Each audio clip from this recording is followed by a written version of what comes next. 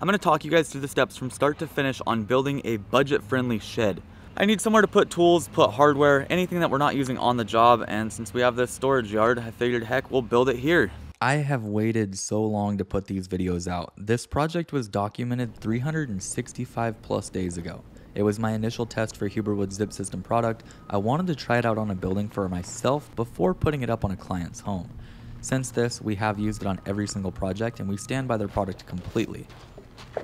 On the duplex project, we are putting our siding directly onto zip system panels. We have no WRB because we truly trust the WRB that's built into these panels.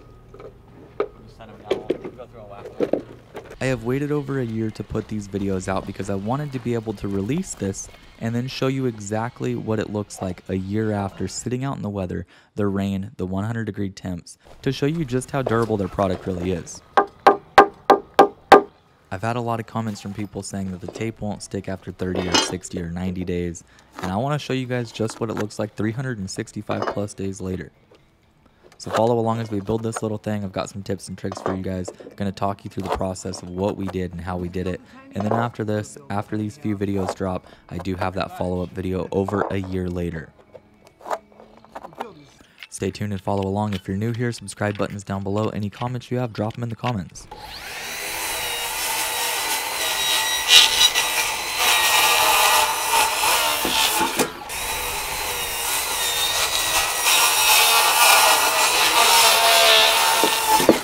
Now we have nearly everything cut for our floor system. We're going 16 on center with TGI floor joist. This is a very unnecessary step. A lot of you guys can get away with using pressure treated if you're going to be putting this on concrete slab, but we're going to be craning this thing onto a trailer to move it, so we want the thing to be built proper. Not only that, but it's a lot more fun to build with big material like this. So we've got everything cut. Now we're going to go ahead and assemble it all, build ourselves a floor system, and then we can start sheeting.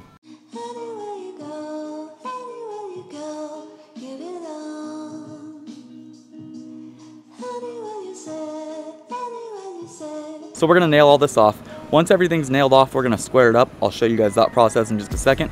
From there, we're going to put some legs down off of the corners. Make sure that the thing is nice and level. From there, we can continue building.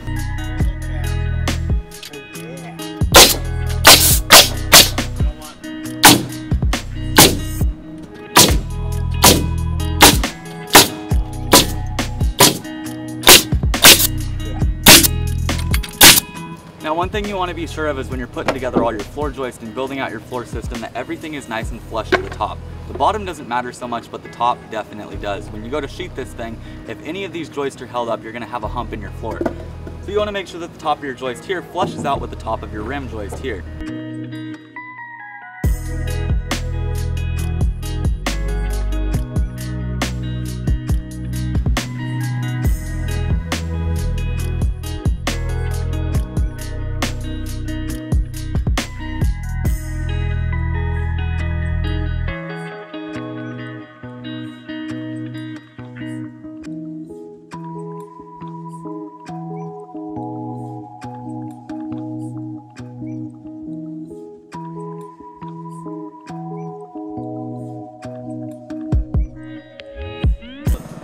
Okay. Hold on a second. 211 and 7. 211, 7, 8. Perfect. So we just squared up this whole platform here by pulling across one way and then another. Match up your numbers. That tells you that you're square. We lined the back of this thing with a stake and a nail along with a string line to make sure that it was nice and straight. Now we can start sheeting.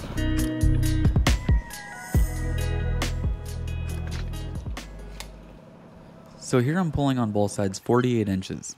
Whenever we start a floor system, we hook and pull back 48 and snap a line. This will act as our control line to make sure our first row of sheets are nice and straight. If the first row isn't straight, the rest will follow. Woo.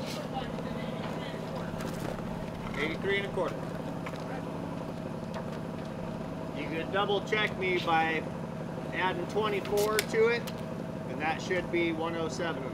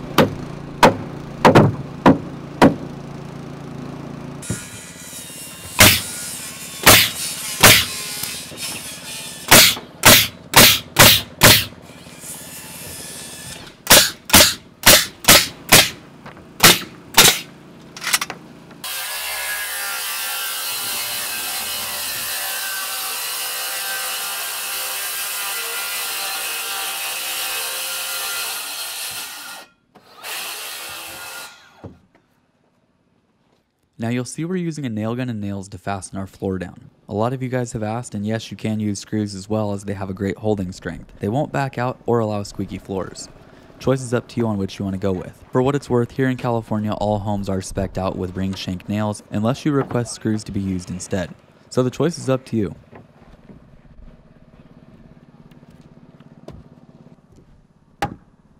That's it right there.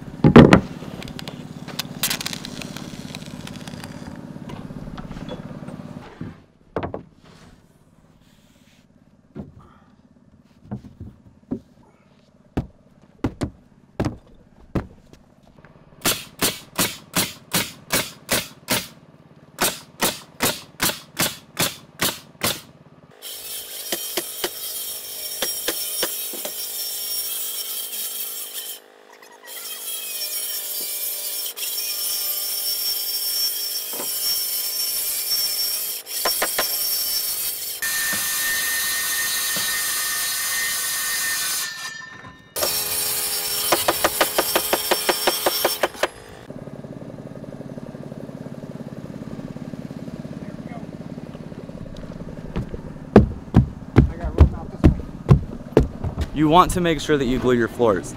If you're going to be using the Advantech system like we are here, the glue that they've got for it is phenomenal.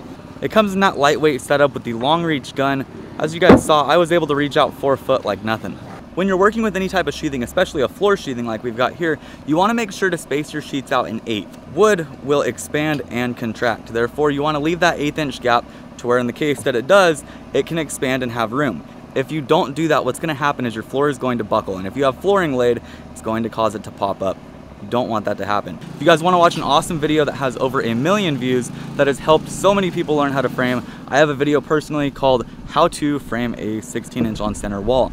That'll explain all the basics of laying out top plate, bottom plate, so on and so forth. It's what we're about to do right now.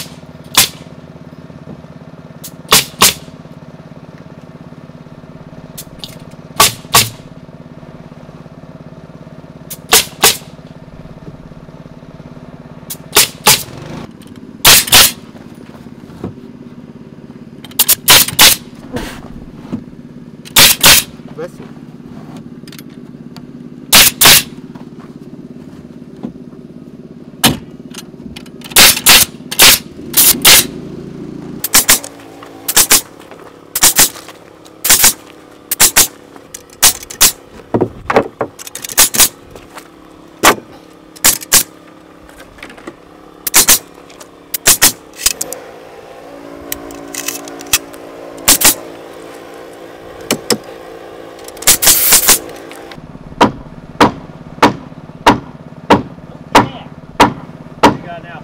209 and 3/8. 209 and 3/8. Right there. What are we looking for?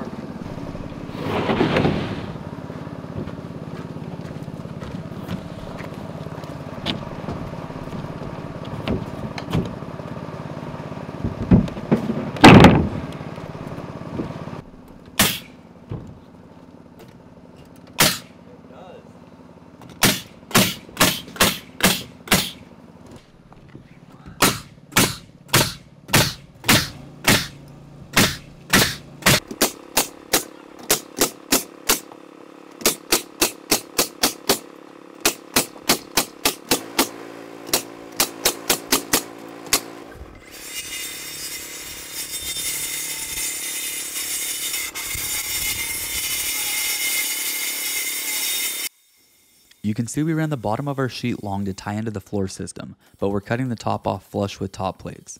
The roof rafters will hang over the edge of both sides to create our overhang, and we don't want the sheathing in the way. One thing to always remember is to straighten your bottom plate and square your walls before you put sheathing down. Once those walls are sheeted and nailed off, you won't be able to adjust them for plumb once they're up. The sheets being nailed off gives it the shear force to prevent it from racking one way or another. So make sure they're squared up before they're sheeted and stood. Nails inside.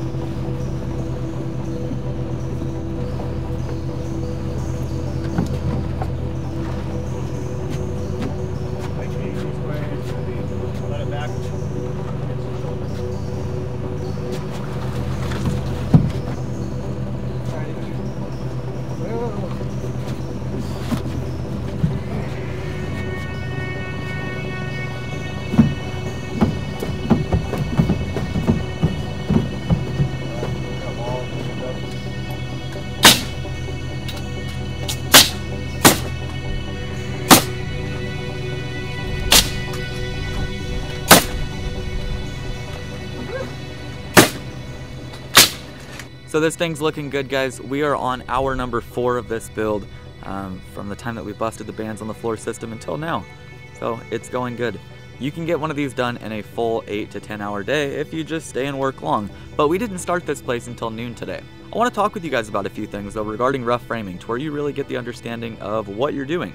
Now if you watched my rough framing video on how to frame 16 on center, you're going to know what this corner post is here. This is called a Cali corner. You have a single stud on the very outside, you're always going to have a stud on your corner. And then from there you have this 2x4 nailed to the back side here. What that's going to act as is a drywall backer. And then come around here, I'll show you guys the reason you put it in. Now you can see that this is wider than your typical 2x4. This is 5 inches now. So when we put in the studs for this wall here, you can see that we have 1.5 inches of meat right here. What that's going to allow for is drywall backing. So when your drywall runs over, they can screw into the California corner. They also have screwing into the stud here. Now you're going to do this technique on every single corner, this Cali corner here. So by putting your Cali corner together here, just like you've seen, you knock out drywall backing while you're in the framing process. You don't have to do it after.